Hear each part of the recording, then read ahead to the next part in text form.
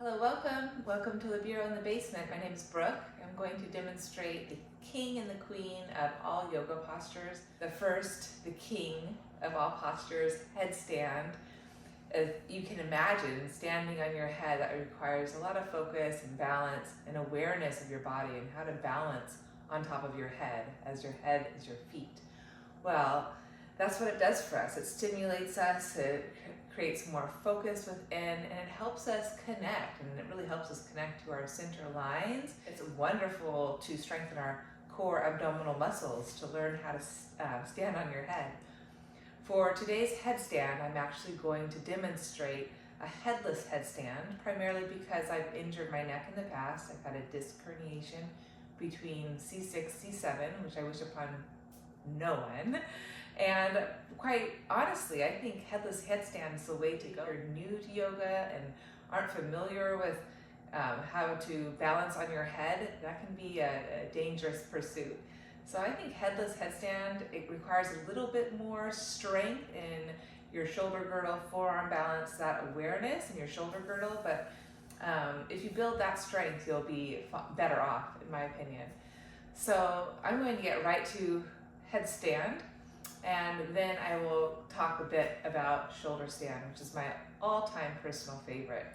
Okay, so if you have a strap at home, you don't have to have one, but if you have one, it's great to use because it helps you have boundaries for your shoulders and prevents the elbows splaying out, which can really hurt your shoulders and neck if you're really not clear about your boundaries. So headless headstand I actually do on my forearms. So you want the strap right above your elbows, and you can think of pushing out on that strap. And right away you're going to feel some width in your upper back.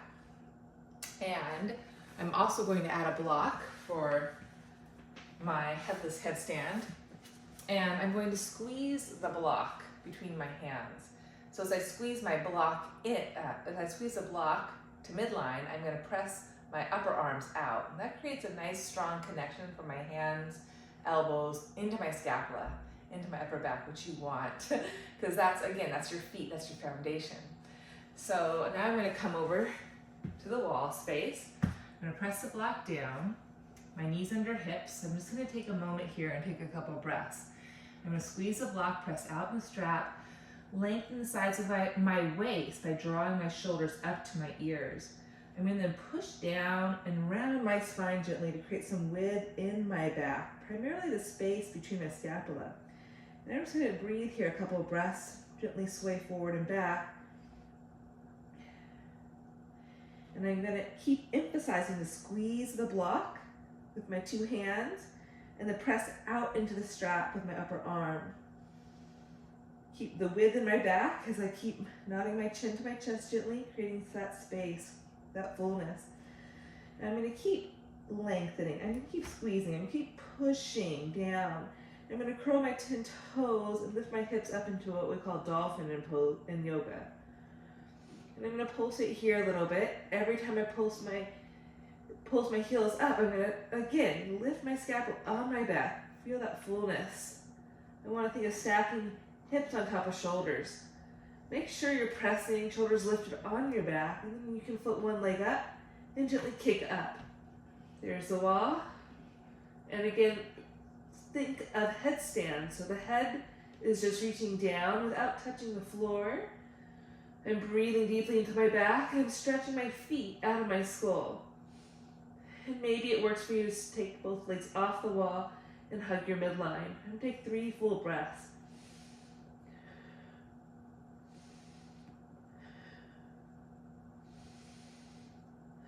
2 more.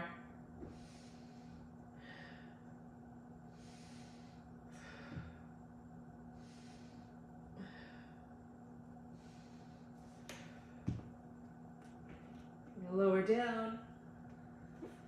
Rest in child's pose just for a second.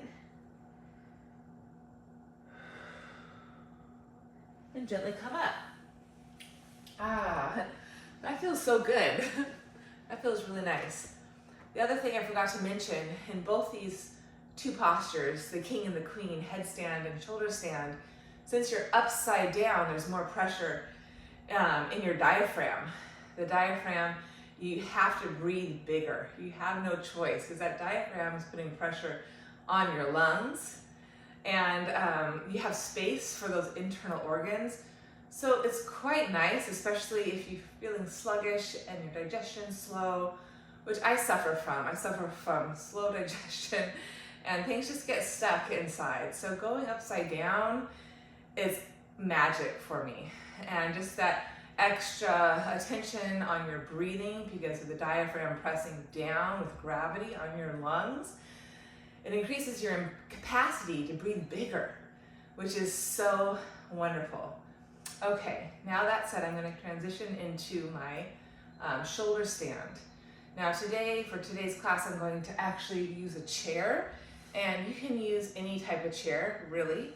This is a special yoga chair, but you can pretty much use any chair. And it's going to give us a little bit more support and also help our neck. So we're not going to be putting a lot of pressure on our head, neck, and that's primarily really good for me because I have had that prior neck injury with that disc herniation, so I have to be really careful about not putting a lot of pressure on my neck or overflexing it. So using a chair is wonderful. Now the difference between shoulder stand and headstand is that shoulder stand creates more of a calming energy, whereas headstand's more invigorating. Shoulder stand is not as taxing. It's not, you don't have to, you're still using your muscles and that gentle pull to middle, but it's a little softer. You're balancing on your shoulders with your legs up. So it's wonderful for the lymphatic system to drain energy out of your legs. It's also great for your thyroid. So many benefits. I also hear it's great for women in menopause. I'm not quite there yet, but I'm definitely in perimenopause. So I'm going to keep doing this as much as I can. Okay, so to get into this, let me show you what you'll need. You'll need your chair, and again, any chair will do, and at least a couple of blankets, maybe 3, maybe 4, or if you have a bolster at home, you can always use a bolster. Okay, so I'll show you how to get set up. So first, I'm just going to pull my mat away from the wall a bit. I'm 5'9", I'm fairly long, so I'm going to place my chair not quite up against the wall because I need space for my legs. So I'm going to place it a good healthy, at least 2 feet away from the wall. Now, if you're not as long as I am, you'll probably have it closer, maybe just a foot away from the wall. And then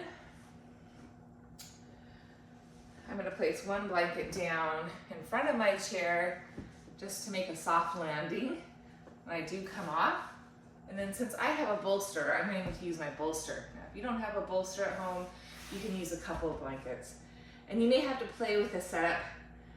Everyone's different in their lengths and their torso and their legs. So just watch what I'm doing, and then hopefully you can find a place for your body that works on your chairs and your mats. Okay, I might take this extra little, just to give me a little extra support. There, that's pretty good. I may not need that, so I might take that away. Okay. Okay, so first step, you just sit on your chair, and then I'm gonna swing my legs across the back of your chair. Okay, so that's set 1. And then you just do your best. You can use the wall with your feet, and you wanna draw the hips under you. Okay, I'm doing the best I can to draw my hips under me, wiggling, woggling. And then I'm gonna gently use my abdominals to lower my pelvic, or lower my back down. Slide my hands down the part of the chair, and then slide back a little bit. I'm going to find my bolster. I'm going to place the bolster underneath my shoulders. There you go. I got my head, so my head's not resting. There you go. And I'm going to sneak my pelvis to the very back of that chair, so it's fully there. I'm just going to reach my hands inside the chair legs, and that's going to help me to draw my shoulders on my back, so I have a firm grip with my arms. Shoulders are back, no tension in my neck. This feels pretty good right here. So again, neck is free, shoulders are back, pelvis is supported. I'm in my inversion. Head is lower than heart, and then I'm going to take one leg up, and if everything feels pretty stable, take the other leg up. And I'm going to move my pelvis forward a little bit more. There you go. And I'm just going to take a few deep breaths here, breathing into my heart space. And then exhale as I reach my legs up. I release my head down. I feel that pressure in my abdomen. I feel my breath increase and deepen. And it's such a beautiful release here. Really let your mind go.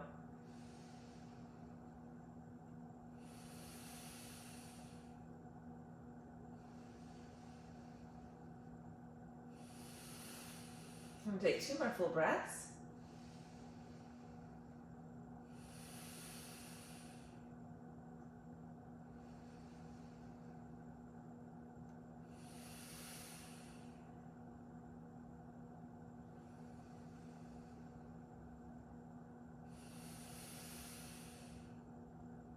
I lied.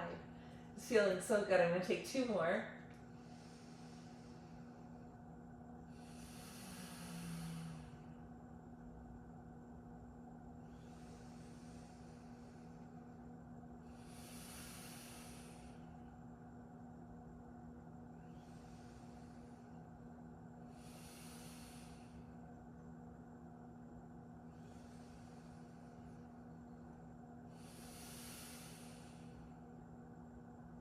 You can stay there as long as you want, but for today, I'm going to gently slide my feet now underneath the back of the chair.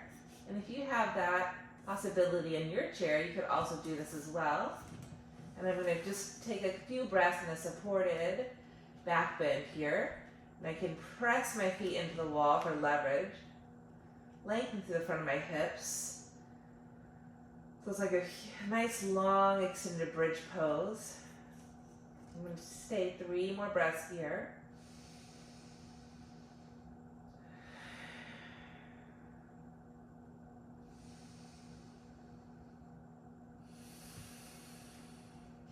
Maybe walk your feet down the wall.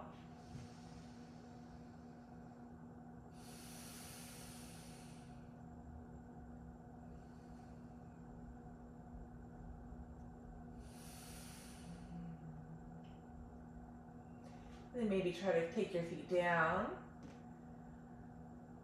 And now to come out, I'm going to take my hands from underneath the chair, pull my feet back up, and then gently slide down. So my pelvis is now going to be on the bolster. Blanket sort of slid off, that's okay. And it's going to push the chair away just a smidge toward just give my knees some space and lower my shins or the backs of my calves. Take a constructive rest position. I'll just stay here for a breath or 2. Get just right. Make it work for you. So the sacrum is releasing on the bolster. All those muscles in the low back, pelvis are releasing. Deep belly breaths, chest relaxing.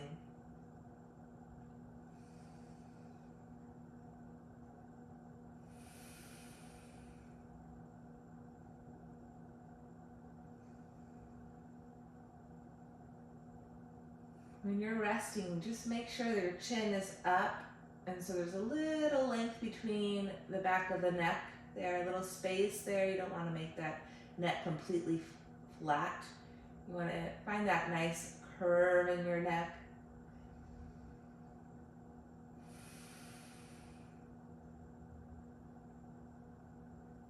Just taking 1 more full breath in. And soften your belly, full breath out, relax your bones. And then you can gently pull the knees into the chest, give yourself a nice little hug there. Massage your low back, roll to your side, and I'll meet you back up seated. Okay, so there you have it, headstand or headless headstand. And shoulder stand, supported shoulder stand using the chair today. I hope you enjoyed those two postures, and if you have questions, feel free to reach out. Again, there's lots of variations, lots of ways to get into these postures, but just keep asking yourself those questions. Does it feel right? Do you feel supported? Do you feel like you can breathe? These postures are more restorative, so you want to make sure you're taking full, deep breaths. The whole purpose is to expand your lungs, increase your circulation, your inner flow, release things that you don't need. You don't need stress, you don't need tension, you don't need any of that. So if you're finding that you're stressed out and you are holding tension in these postures, come out and try another way in getting yourself into these. Okay, best of luck to you. You enjoy them. Bye-bye.